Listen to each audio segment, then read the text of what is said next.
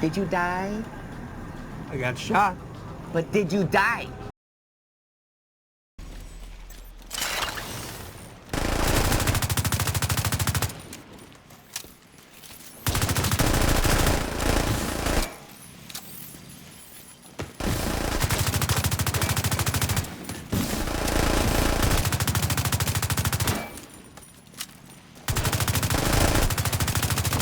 Hive detected.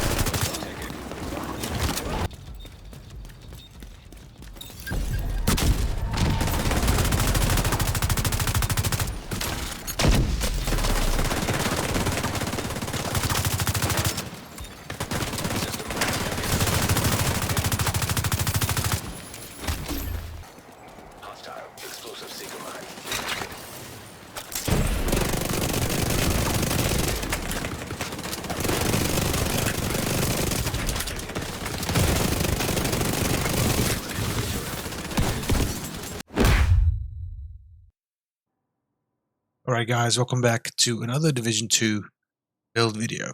What I have for you today is 7 regen builds that you will probably come across in PvP. It's pretty much run by everybody. There's a variety of options that you can choose from, and these are all the ones that I've put together, which I run. But to be honest with you, you do not need all 7 of them. So what we're going to do today is I'm going to run through it, and you can decide which of these builds suit your playstyle and what you're trying to achieve. We'll talk about the positives and the negatives of each, and we'll take it from there. Now, I guess the first build is like the meta regen build. This runs with the BIGHORN. You've got over 200% headshot damage on it already, which would push that to over 300%. Everything on the pieces are rolled for headshots and armor regen. Now you're running 3 Gilligard pieces, you're running 2 pieces of Golan, then you're running 1 piece of Bellstone. Now if you run Unbreakable on here, that can work also, but the fact that you have substantial regen on this already, which gives you 112, and if I max out everything, you're going to push this to 120, 122 or something like that. That's the max that you can get from this whilst doing that kind of headshot damage. Interesting stuff that you can run with this is the foam launcher on this, because it kind of puts someone, you know, in a static position, and you can build the headshot crits up as well. But yes, this is effectively the meta version of it that gives you that substantial headshot damage and the significant regeneration. The positive about this thing is you're very tanky. If you run around, you can take on multiple enemies, but you're going to have to shoot and pick, shoot, run to get that regeneration going for you, and then at the same time also popping a med kick in the middle of it, or the quick pop med kick to make it work. The bad thing about it is if you're going to go into the dark zone, you try and clear landmarks, it just takes too long to make it work, in my opinion. But that is effectively the first, and I think the most popular build that I have seen. The alternate version of this is essentially the same build. However, you're running everything with hazard protection rather than armor regen, which still gives you strong armor regen. You're still going to get to around 100k. This is almost the max out version. You're almost going to get 100k still. However, you've got hazard protection as well at around 58, 60. And if you max that out, I think you'll push it up to just over 60 if you've got everything maxed out, as I've mentioned earlier. And of course, you need to re-roll this armor regen piece, which I have on here for the other build. You need to roll that onto hazard protection, and you'll get to that level. If you run this, I would suggest you run the Hive, so the booster Hive, to help with hazard protection as well. It just works really well with that. And then, you know, you still have the regeneration that's coming your way. And that's effectively this build. So I'm just going to hover over each piece if you guys want to do this. Just remember the face piece, you need to add change armor regen to hazard protection for that effect. Now, the alternates to this, and that's how I've named it here, you've got damage hazard, damage regen, tank hazard, tank regen. The tank versions are the ones that's really just focused on being incredibly tanky. The damage regen version is one that I've come across as well, one that I've put together for myself, and you're running the Catharsis Mask. That gives you an additional 30% weapon damage on top of what you're already doing, and you're running 3 Gila pieces, 1 piece of Imperious Guards. Obviously, it's one of the most difficult pieces to get. If you're struggling to get this, play Conflict, play Countdown. You should be able to get name pieces from that as well, especially the name piece crate. I've got 3 of mine from there after playing Countdown for a couple of hours. It works out really well. So you still got the regen going for you to around 100k, which is very strong, but at the same time you've also got the Catharsis Max that gives you damage. This is my preferred BIGHORN tank build, if this is what I would run with these pieces. And of course we're running adrenaline on everything for obvious reasons. So yes, armor regen, headshot, armor regen, headshot, and armor regen, headshot. And on this guy I've got armor regen on this as well. You can possibly change that to something else like headshot, which would work, but it works for the armor regen on this build so far. And then finally, the alternate version of this is damage hazard.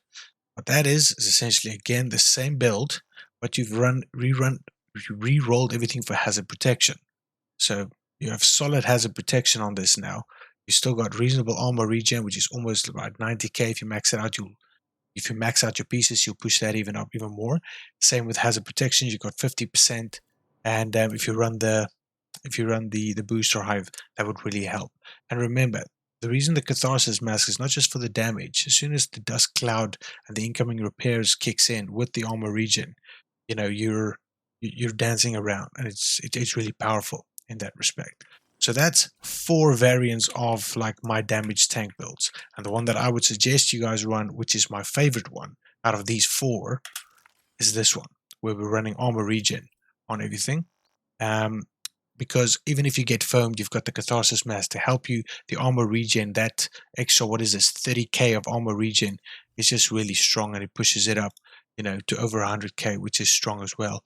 And you've got these decent damage in general. 184, you'll push that, to 290 if you've got everything maxed out.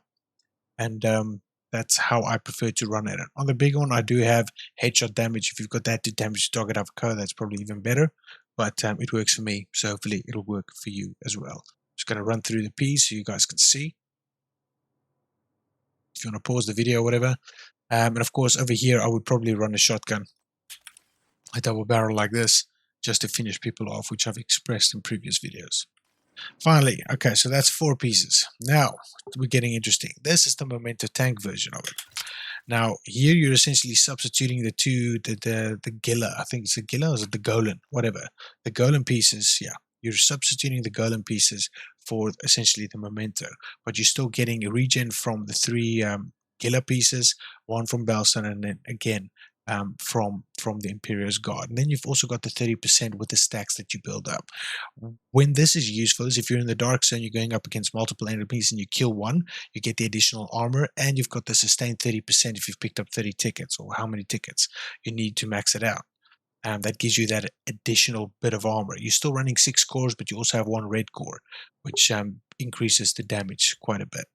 So in terms of regeneration, 100k, same story. Hazard protection, there's nothing there because it's not a hazard protection build. But in terms of the damage, you're still looking at 175 headshot damage, which you will push up to 275 when you get into these engagements. And of course, you're going to have the additional 30% to help out with that as well. Right, so those are all the BIGHORN versions of it. Now, recently I have shown you guys the Immortal Pony build that's on the channel. There's already a video out on this. It's everything credit chance, credit damage with the OUROBOROS. It really works well. You've got 68 armor regeneration, which is more than enough. And if you max all of this stuff out, going to be incredibly tanky anyway. So just go check out the video. Immortal Pony is on the channel. And then a variation of this is similar to the variation of the Bighorn version, Memento version, is essentially Memento Tank. So here you've got the Catharsis mask. You're substituting that now for the Memento. And again, when this is reasonable is when you also want to clearing landmarks and you've got all the tickets lying around. It helps with landmark clearing as well, but that's the wrong build. Sorry, this one. What's different in this one is you're still running the same Bellstone on the chest. Now you're running 3 Golans, which gives you an additional 10% armor with 3 pieces. And then you're running the Imperious Guard. So you're getting all of your regen from those pieces, which is very, very useful. So those are effectively the 7 builds that I run. Hopefully that's been clear. I didn't want to go into every single build and click on it. I mean, if you guys really want to, come into a live stream and I can show you every piece, but it's reasonably straightforward, and hopefully I explained it good enough. But that's the 5th piece, which is the variation of this piece, which is 6, and then 7 Memento Tank. And I think if you're in the Dark Zone, Memento is a good call, or the Catharsis versions are good calls, because it just gives you that extra bit of damage which you need, whilst also having strong sustain. In the Dark Zone, you can, if you're just purely playing PvP, you're not going into clear landmarks, you're just going to run around, then you can run one of these builds. I would suggest you run the damage regen.